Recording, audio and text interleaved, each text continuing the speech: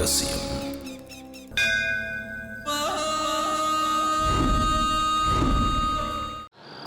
கதிர், நீ இல்லாம எனக்கு ரொம்ப கஷ்டமா இருக்கு. என் பார்வையை வச்சு எனக்கு என்ன வேணும், என்ன செய்யணும்னு புரிஞ்சுக்கிறவன் நீ. விட மாட்டேன்டா. உன்னை சீக்கிரமா என் கூட கூட்டிட்டு போயிடுவேன். எவ்வளவு செலவானாலும் சரி, எந்த நாட்டு வைத்தியமா இருந்தாலும் சரி, ஒன்னு என் பழைய கதிரா மாத்தி ஏத்திடுவேன். இப்போ உன்னை இங்க விட்டுட்டு என்னால போகவும் முடியல. அதே நேரத்துல வந்த காரியத்தையும் முடிக்கவும் முடியல. நான் எந்த வேலைக்காக இங்க வந்தேனோ அந்த வேலையை முடிக்காம இங்க திரும்பி போக மாட்டேன். எஸ், இந்த காளி வேலையை முடிச்சிட்டு தான் திரும்பி போவான்.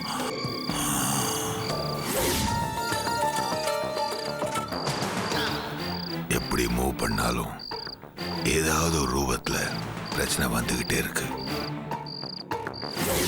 இப்ப வினோத் அப்பு போட்டோவும் போலீஸ் கையில மாட்டிக்கிச்சு.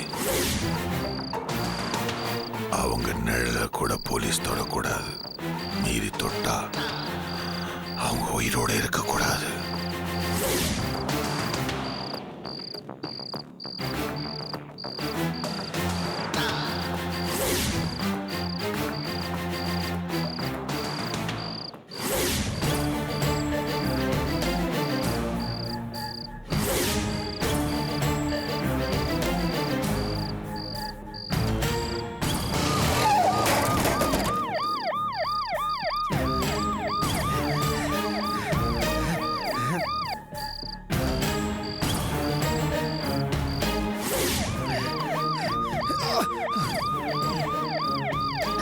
भैया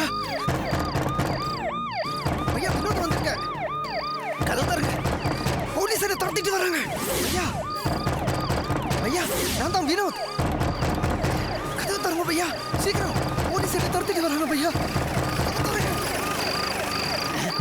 भैया भैया भैया भैया கதவு தருங்க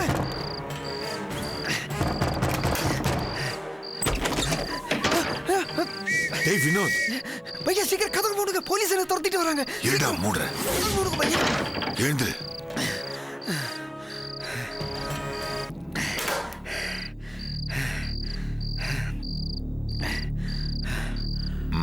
धीरे धीरे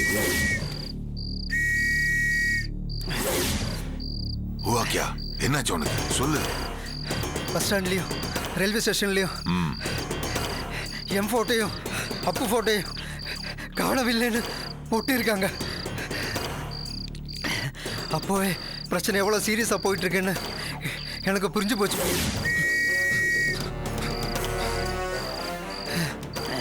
இப்போ ட்ரெயின்லேயோ இல்லை பஸ்லேயோ போனோம் கண்டிப்பாக போலீஸ் கண்ணில் பட்டுருவோன்னு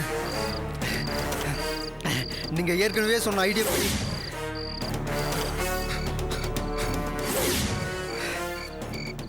பைபாஸ் ரோட்டுக்கு போய் டோல்கேட் கிட்ட ரிச்சி ஹைவேஸில் லாரி ஏறினேன். அப்புறம் எதுக்கிட்ட கும்பகோணம் வந்த? அங்கேருந்து லாரியை பிடிச்சி கிளம்பிட்டேன். அங்கேதோ கட்சி மாநாடுன்னு ரோடை பிளாக் பண்ணி வண்டியெல்லாம் பாதி வழியிலேயே திருப்பிவிட்டாங்க பையா. ஆளை காணும் சார். எங்கேயே போனவன்? அந்த பக்கம் பார்த்துட்டேன் சார். அங்கேயும் இல்லை சார். எனக்கு என்ன பண்ணுறதுன்னு தெரியல. வெளியில் எங்கேயாவது ரூம் எடுத்தா பிரச்சனைன்னு திரும்பி வரலான்னு ஒரு பைக்கில் லிஃப்ட் கேட்டு தப்பிச்சிட்டானே ஐயா. ஆமாம் சார். வந்துட்டேன். வர வழியில் மார்க்கெட்டுக்கிட்ட போலீஸ் ரொட்டீன் செக்கப் போயிட்டு இருந்தது. என்ன எஸ்ஐ பார்த்துட்டா. அங்கிருந்து சடனாக அந்த பைக்காரனை தள்ளி விட்டு அந்த பைக்கை எடுத்துகிட்டு வந்துட்டேன். போலீஸ் என்னை விடாமல் துரத்திட்டு வந்தாங்க. பைக்கை ஒரு ஓரமாக தள்ளி விட்டு ஓடி வந்துட்டேன். போலீஸ் ஃபாலோ பண்ணி வந்துட்டு இருக்காங்க பையா. டேய் டேய்,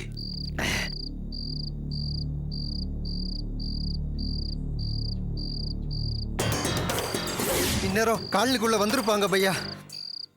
எனக்கு ரொம்ப பயமா இருக்கு பையா, எனக்கு பயமா இருக்கு. இது முதல்ல உள்ள போ. வெயிட் வெயிட் வெயிட் பையா. வீட்டுக்கு பின்பக்கம் போ, ஒரு கதவு இருக்கும். அதை தாண்டி போனா ஒரு புதரம் மண்டி கிடக்கும். அங்க ஒரு காம்பவுண்ட் சுவர் இருக்கு. அதையும் தாண்டி போனா காவிரி ஆத்தங்கரை வரும். அந்த மரவில் போய் படுத்துக்க, இருட்டா இருக்கும். போலீஸ்காரங்க வந்து அங்கெல்லாம் தேடினா கூட நீ அசையாம படுத்துக்க. நான் வந்து உன்னை கூப்பிட்டால் வழிய வராத. போ போ போடா.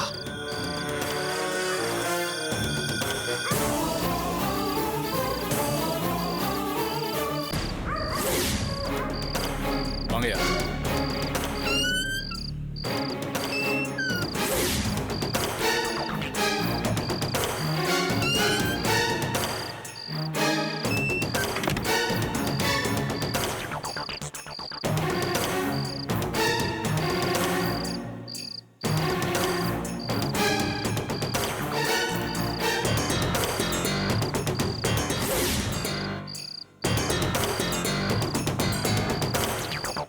இந்த காலனியில் எவ்வளோ நாளாக இருக்கீங்க? 10 வருஷமா இருக்கேன் சார். புதுசாக யாராவது குடித்தானே வந்திருக்காங்களா? அப்படி யாரும் இல்லை சார். சரி, ஒரு 20-25 வயசுல இப்போ இந்த பக்கம் யாராவது வந்தாங்களா? அதோ அந்த வீட்டில் கேட்டு பாருங்க. ருத்ரம், ஒரு மகா ரகசியம். ஒரு சிறிய இடைவெளிக்கு பிறகு ருத்ரம், ஒரு மகா ரகசியம் தொடர்கிறது. அந்த வீட்டில் கேட்டு பாருங்க சார். வாயா.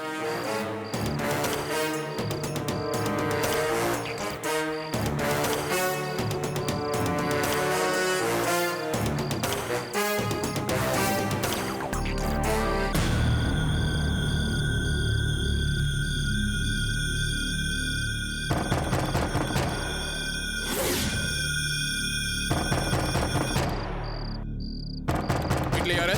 கதவு தரங்க. யாரு இல்லையா?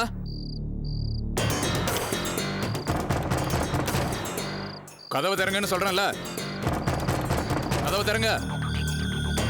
யாராவது இருக்கீங்களா வீட்டுல? யாரு உள்ள? யாரு இருக்கீங்க? கதவு திறங்க.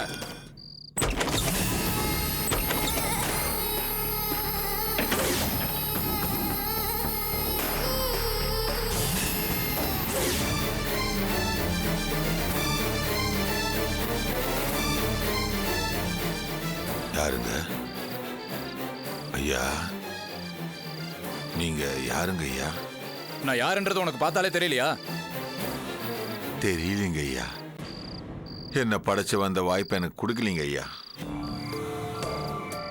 கொடுத்திருந்தானா இந்த கேள்விக்கு இடமே இருந்திருக்காது. ஐயா என்ன மன்னிக்கணும். எனக்கு பார்வை சுத்தமா கிடையாதுங்க ஐயா. நான் ஒரு பிறவி கூட சபிக்கப்பட்டவன். பார்வை இல்லைங்கிற என் குறைய சுட்டி காட்டாதீங்க. எனக்கு கஷ்டமா இருக்கு. உங்களோட கம்பீரமான குரலை வச்சு கேட்கிறப்ப நீங்க ஒரு அதிகாரியா இருப்பீங்களோன்னு எனக்கு தோணுது. யாருங்க வேணும்? இந்த வீட்டுல நீங்க மட்டும் தான் தங்கி இருக்கீங்களா? இல்லைங்க ஐயா. ஒரு 5 நிமிஷத்துக்கு முன்னாடி வரைக்கும் நான் மட்டும்தான் தனியா இருந்தேன். ஆனா இப்ப கம்பெனிக்கு ஐயா நீங்க வந்திருக்கீங்க. இந்த வீட்டுல நீங்க மட்டும்தான் இருக்கீங்களான்னு கேட்டேன். மணிக்கணும் ஐயா. நான், என் பொண்டாட்டி, என் புள்ள 3 பேரும் தான் இங்க இருக்கோம். இப்ப அவங்க 2 பேரும் ஒரு சொந்தக்காரங்க வீட்டு ஃபங்க்ஷனுக்காக மும்பை வரைக்கும் போயிருக்காங்க. வரத்துக்கு 2-3 நாள் ஆகும் ஐயா. எப்படி பார்வை இல்லாம தனியா இருக்கீங்க? கஷ்டமா இல்லையா? என் 5 வயசுலேருந்து நான் இப்படி தான் இருக்கேன். 40 வயசு ஆகும்போது தான் எனக்கே ஒரு துணை தேவைன்னு எனக்கு தோணுச்சிங்கய்யா. அதனால தனியா இருக்கிறது எனக்கு ஒன்றும் புதுசு இல்லைங்கய்யா. எனக்கு பழகி போச்சுங்கய்யா. உங்களுக்கு வெளிச்சம் தேவையில்லாதப்பா எதுக்காக லைட்டை போட்டிருக்கீங்க?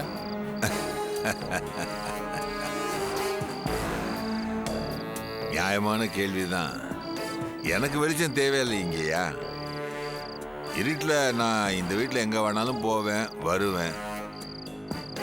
ஆனால் இந்த நடு ராத்திரியில் நீங்கள் எதையோ தேடி வந்திருக்கீங்களே, நீங்கள் உங்கள் கை காலை எங்கேயும் இடிச்சிக்கூடாது பாருங்க.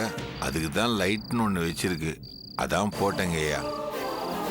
உங்களுக்கு தேவையில்லைன்னா சொல்லுங்கய்யா, நான் வேணா லைட்டை ஆஃப் பண்ணிடுறேன். மின்சாரத்தை சேமிக்கணும்னு அரசாங்கமே சொல்லுதே. ஒரு அக்யூஸ்ட் எங்க கிட்ட இருந்து தப்பிச்சு ஓடியாந்துட்டான். இந்த பக்கம் வந்து விசாரிச்சப்போ இந்த வீட்டுல 20 வயசுல இருந்து 25 வயசுக்குள்ள 2 பசங்க இருக்கிறதா சொன்னாங்க. அவங்க யாரு? இப்ப எங்க இருக்காங்க? ஐயா, நீங்க போலீஸுங்களா? நான் யூகிச்சது சரிதாங்க ஐயா. நீங்க சொன்ன 2 பேர்ல ஒருத்தன் என் மகன், இன்னொருத்தன் அவன் சிநேகிதன். அவங்களும் இந்த ஊர் கிடையாதுங்க ஐயா, சென்னையில் இருக்காங்க. என் மகன் வேலை பார்க்குறேங்க ஐயா. இன்னும் 2-3 நாள்ல வந்துருவான்.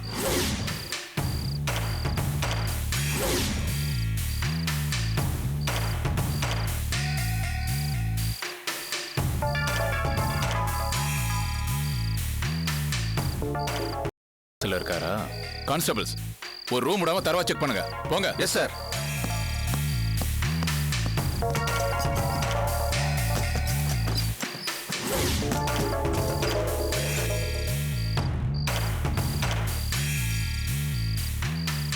ஆமா, நீங்க பார்வையில்லாதவர், வீட்டுல யாரும் இல்ல, எப்படி சமாளிக்கிறீங்க?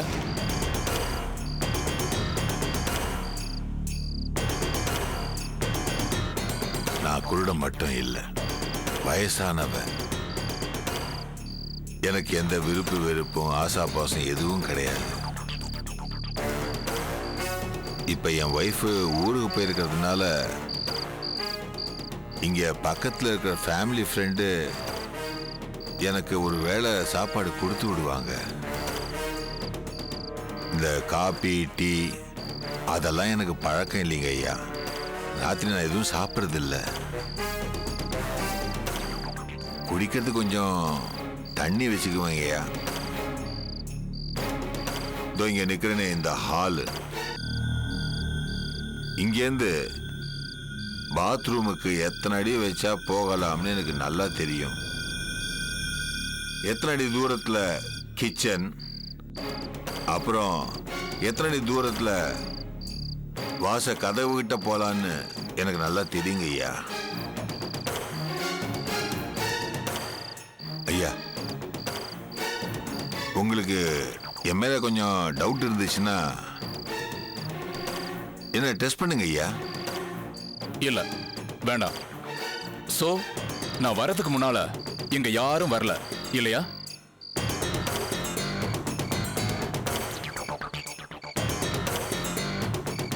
இந்த கேள்வியை நீங்க எத்தனை தடவை கேட்டாலும் எங்கிட்டேருந்து கிடைக்கிறது ஒரே பதில் தான் ஐயா.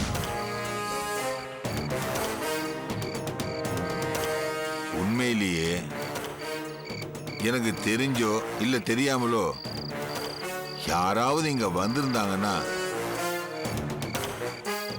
இந்நேரம் நீங்க அனுப்பிச்சீங்களே உங்க கான்ஸ்டபிள்ஸ், அவங்க உங்களுக்கு இன்ஃபார்ம் பண்ணியிருப்பாங்கல்ல. சார், உள்ளெல்லாம் தேடி பார்த்துட்டேன் சார், யாரும் இல்லை. பின்னாடி பக்கம் வழி ஏதாவது இருக்கா? ஃபுல்லா செக் பண்ணீங்களா? பார்த்தேன் சார், பின்னாடி தோட்டம் தான் இருக்கு. வெறும் முள் பதர் தான் மண்டி கிடக்கு. டார்ச் அடிச்சு பார்த்தா அப்படி இப்படி பாம்பு தான் சார் ஓடுது. சார் உள்ள தேடி பார்த்துட்டேன், யாருமே இல்லை சார். அப்படியா? சரி, முன்னாடி பக்கம் போய் தரவா செக் பண்ணுங்க. சந்தேகப்படுற மாதிரி யார் இருந்தாலும் அவங்கள கூப்பிட்டு உடனே விசாரிங்க. நான் வந்துடுறேன், போங்க. Okay sir. சரி சார். போங்க.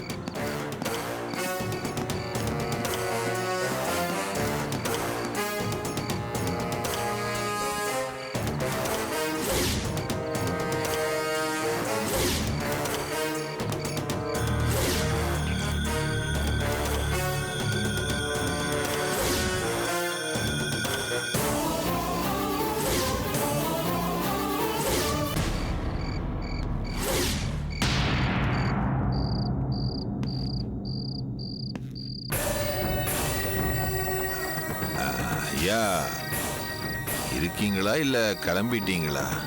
இருக்கேன். உங்களுக்கு கண் பார்வை இல்ல?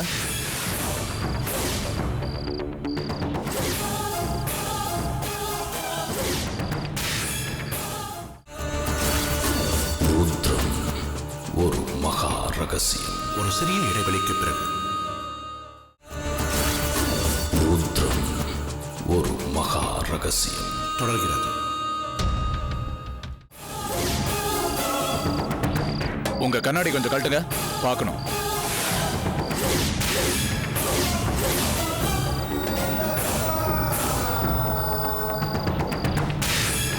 உங்களை தான் சொல்றேன், கண்ணாடி கழட்டுங்க.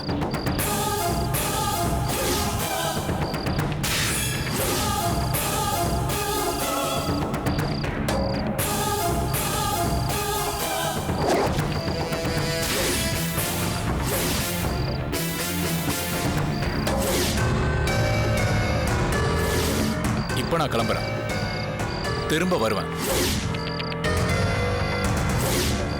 உங்க பையன் 2 நாள்ல வந்துருவான்னு சொன்னீங்கல்ல, அவனை நான் கண்டிப்பா மீட் பண்ணி ஆகணும். நல்லதுங்க ஐயா, போயிட்டு வாங்க ஐயா.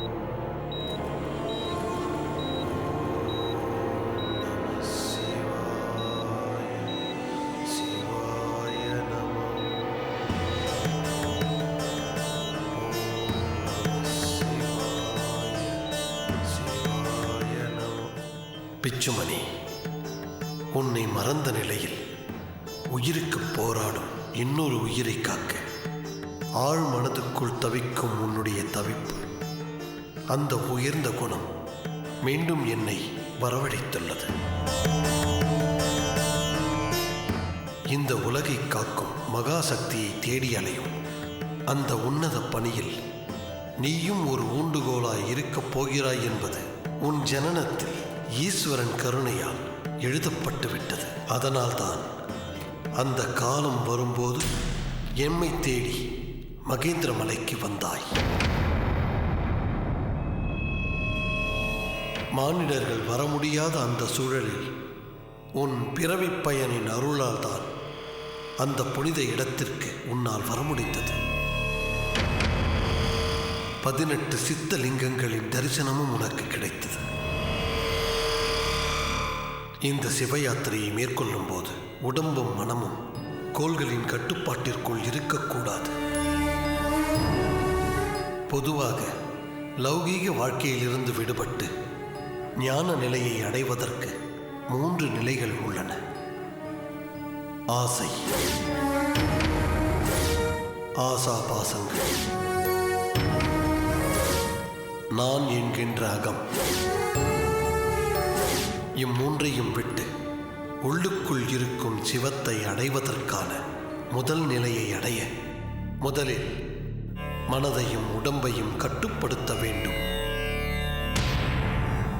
மானிட வாழ்க்கை உடம்பும் மனதும் உணவின் வழியாக கோள்களின் கட்டுப்பாட்டில் இருக்கின்றன. உண்ணும் ஒவ்வொரு உணவிலும் 9 கோள்களும் மறைந்திருந்து தனது ஆதிக்கத்தை செலுத்தி உடம்பையும் மனதையும் ஆட்டி படைக்கின்றன. அதனால்தான் மனிதர்கள் தங்கள் பாவங்களில் இருந்து விடுபட ஈஸ்வரன் கருணையை பரிபூரணமாக அடைய விரத காலங்களில் உணவருந்தாமல் இருக்க வேண்டும் என்று சொல்லப்பட்டிருக்கிறது. உணவை விலக்கி வைக்கும் போது கோள்களின் கட்டுப்பாட்டிலிருந்து மனமும் உடம்பும் விடுபடுகின்றது. உணவில் சாதத்தில் சந்திரன், கோதுமையில் சூரியன், உவப்பு கசப்பில் குரு, இனிப்பில் சுக்கிரன் என்று வகைப்படுத்தப்பட்டிருக்கிறது. இந்த உணவை விலக்கி இறைவனை வழிபடும் போது நம்முடைய எண்ணங்கள், பிரார்த்தனைகள் நிறைவேறும் என்பது விதி. மகேந்திர மலையில் முதல் நிலையை அடைவதற்காகத்தான் 18 சித்தலிங்க தரிசனங்களை தரிசிக்கும் சிவ யாத்திரைக்கு உன்னை ஆட்படுத்தினேன். ருத்ரம் ஒரு மகா ரகசியம்.